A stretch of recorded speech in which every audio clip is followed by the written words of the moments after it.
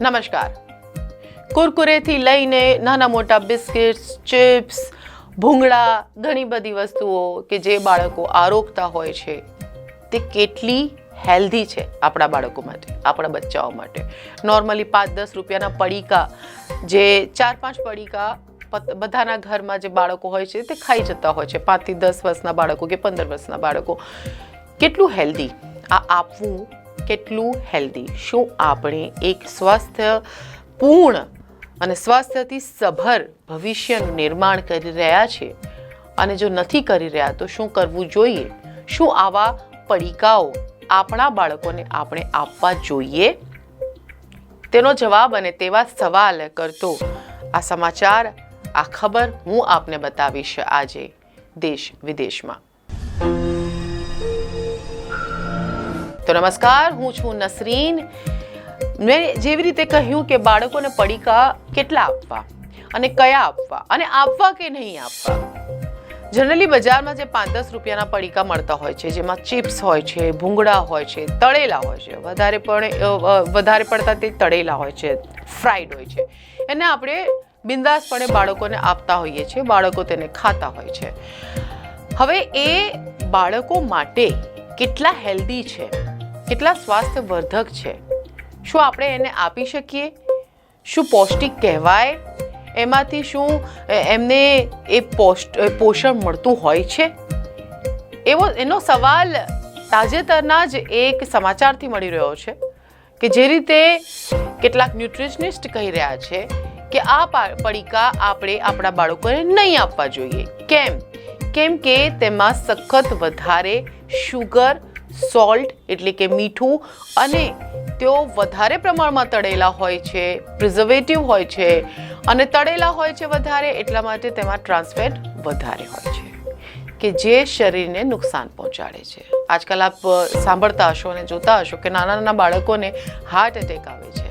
તેનું કારણ આ પણ એક હોઈ શકે. અને આને જ લઈને હાલ જે રીતે સમાચાર મળી રહ્યા છે, રિપોર્ટ્સ મળી રહ્યા છે કે મહેસાણાના ડુવાલ ગામે આ પડીકા પર સખત પ્રતિબંધ લાદવામાં આવ્યો છે. અહીંયા જે 5-10 રૂપિયાના પડીકા મળે છે તે દુકાનદારોને સખત મનાઈ કરી દેવામાં આવી છે.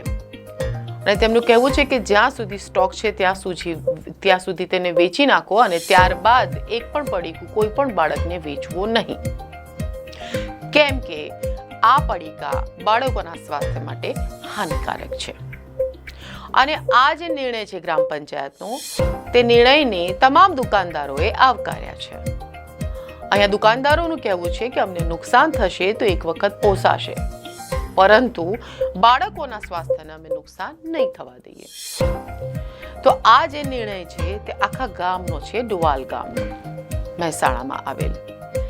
અને અહીંયા હવેથી 5 કે 10 રૂપિયાના કોઈ પણ કંપનીના કોઈ પણ પડીકા નાના કે મોટા દુકાનદારો નહીં વેચે. સ્વેચ્છાએ અને ગ્રામ્યજનો દ્વારા આ ડિસિઝન લેવામાં આવ્યો છે. તો મહેસાણા જિલ્લાના ખેરાલુ તાલુકાના ડોવાલ ગામે ઠરાવ બહાર પાડીને 5 અને 10 રૂપિયાના ફૂડ પેકેટ્સના વેચાણ પર પ્રતિબંધ મૂકી દેવામાં આવ્યો છે.